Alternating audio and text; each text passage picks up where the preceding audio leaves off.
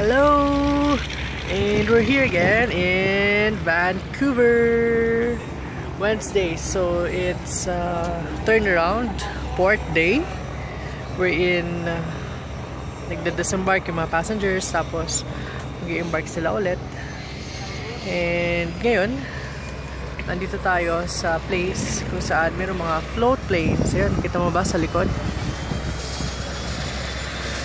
Papakitang gilas yata yung isa, oh. You know, there, oh.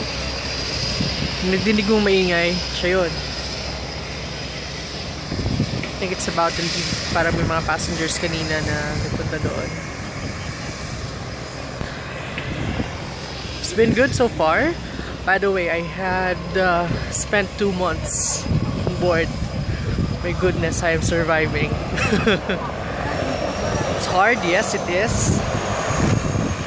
However, wala naman daw na kukuha ng magandang bagay sa madalian. Kaya, puso lang.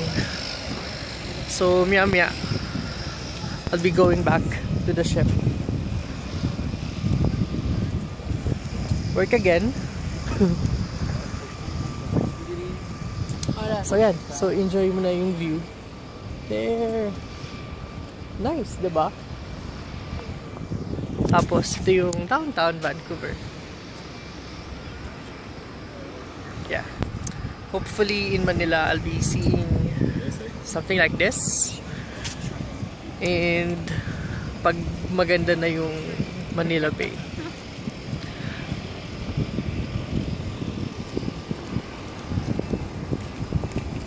Doon pala, sa side na yun, mga yacht.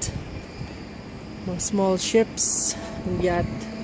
I don't know kung paano nag-work, but there's a park also there. And until next time, bye bye.